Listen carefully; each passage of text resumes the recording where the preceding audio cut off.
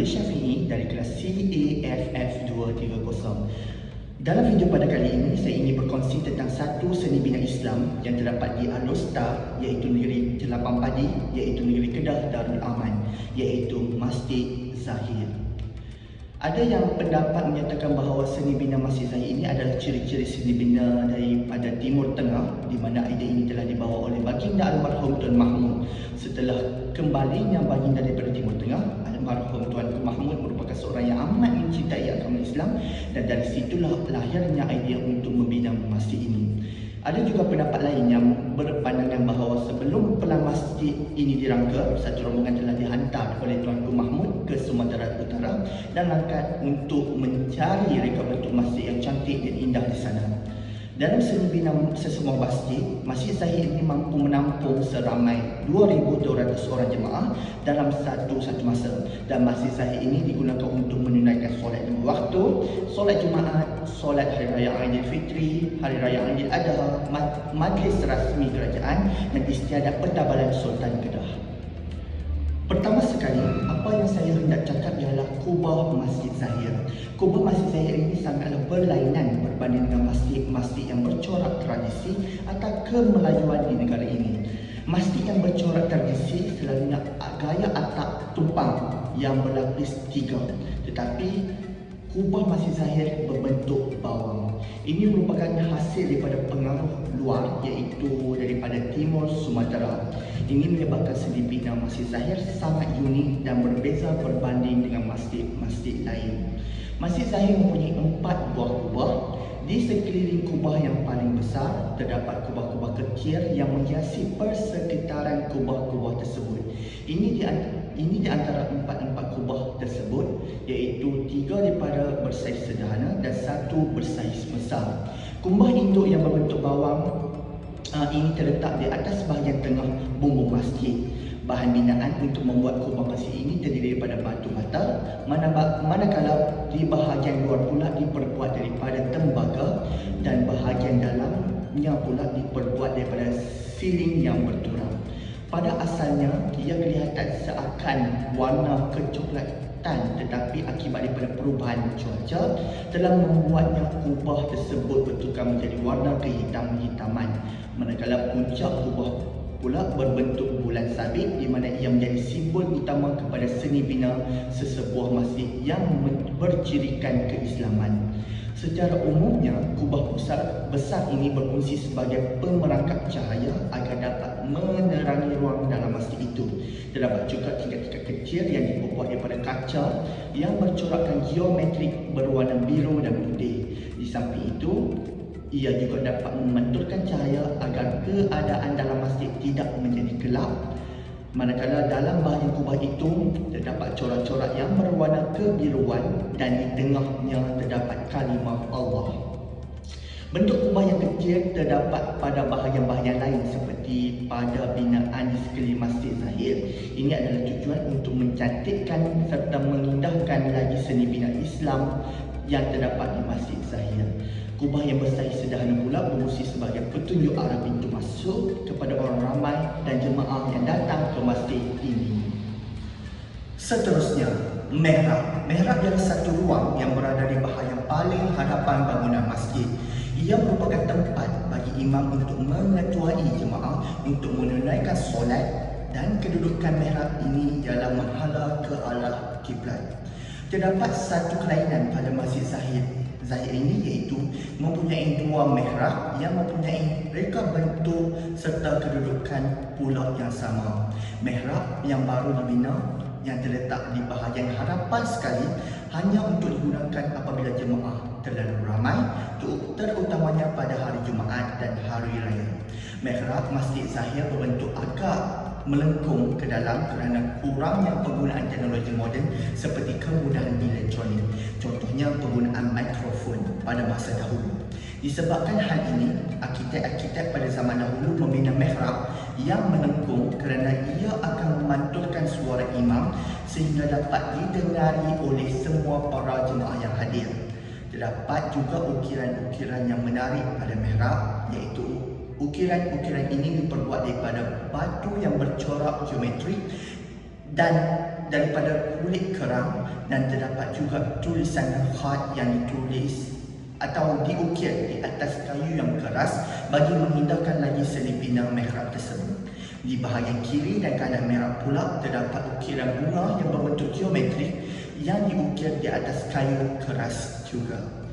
Selain itu, mimbar. Mimbar terletak di sebelah kanan mihrab, iaitu di bahagian kanan di penjuru ruang makmum.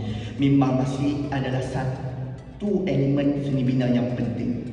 Mimbar masjid ini merupakan mimbar asal sejak Masjid Zahir ini mula dibina lagi. Ia dihasil oleh tukang kayu tempatan yang dapat memperlihatkan hasil ukiran tangan yang berkonsepkan hasil kesenian Melayu. Mimbar ini diperbuat daripada kayu yang keras sehingga tingkat 2 dan kerana itulah ia dapat bertahan sehingga ke hari ini. Seni reka bentuk mimbar ini sangatlah halus dan unik. Ia menggunakan konsep hasil gabungan ukiran bunga-bungaan serta tumbuh-tumbuhan. Kesemuanya ini diadunkan pula dengan bentuk-bentuk geometrik agar kelihatan lebih menarik. Warnanya yang coklat masih lagi terselah dengan ukiran yang amat menarik. Mimbar ini dibina bertujuan untuk imam atau khatib naik ke atas mimbar dan membaca khutbah pada hari Jumaat, Hari Raya Aidilfitri serta Hari Raya Aidil Adha. Bukan itu sahaja, Masjid Zahir ini merupakan masjid yang mempunyai tiang yang agak banyak. Terdapat kira-kira 261 batang tiang secara keseluruhannya.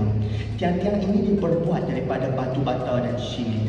Arkitek Masjid Zahir ini kebanyakannya dipengaruhi dengan seni bina masjid dari India yang gemar menggunakan tiang yang banyak. Terdapat 4 jenis tiang di sekeliling Masjid Zahir, iaitu tiang tanpa kembar, tiang berkembar 2, tiang berkembar 3 dan tiang berkembar 4. Jenis tiang adalah berbeza dan ditentukan oleh fungsi masing-masing. Tiang tanpa kembar yang terletak di bahagian koridor dan jarak di antara satu tiang dengan satu tiang yang lain ialah 6 kaki 7 inci. Manakala di bahagian koridor di sebelah kanan, jarak di antaranya ialah di antara 6 hingga 7 kaki. Manakala di bahagian ruang utama pula, jarak di antara satu sama lain dengan yang lain ialah 33 kaki. Saiz diameter bagi setiap tiang ialah sepemeluk. Tiang berkembar 4 digunakan untuk menahan berat dari kubah besar yang terdapat di tengah-tengah bahagian Masjid Zahir. Binaannya diambil daripada seni bina Greek yang merupakan ciptaan terakhir yang dicipta dan paling lengkap. Bentuk-bentuk yang terdapat pada tiang ini terdiri daripada satu tiang panjang dengan tapak yang lebar dan ia dihiasi dengan ukiran konsep flora. Penggunaan tiang yang banyak bertujuan untuk menguatkan lagi struktur masjid ini. Terdapat banyak tiang di sepanjang koridor yang baru dibina. Ia bertujuan untuk menahan koridor yang dibina daripada tempias air hujan dan cahaya matahari. Seterusnya, terdapat 3 pintu besar yang terdapat di Masjid Zahir ini.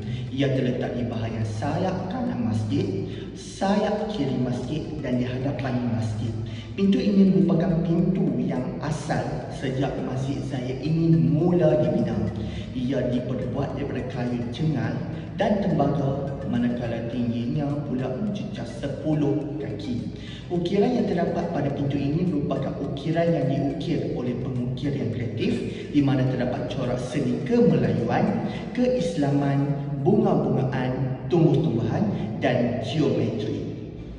Akhir sekali, apa yang kita dapat lihat, masjid-masjid Melayu yang dibina pada masa dahulu tidak mempunyai menara pada seni binanya. Lain pula pada Masjid Zahir ini kerana ianya dipengaruhi dengan seni bina daripada Timur Tengah dan India. Hasilnya, masjid ini mempunyai menara sejak ia mula dibina lagi. Menara di Masjid Zahir ini berfungsi sebagai tempat untuk muazzin atau bilal untuk melakukan azan. Bentuk menara di dalam ini keadaan yang moden dan terletak di bahagian kanan ruang induk solat. Ianya diperbuat daripada batu bata dan dicat dengan warna putih dan coklat pada bahagian puncak menara itu.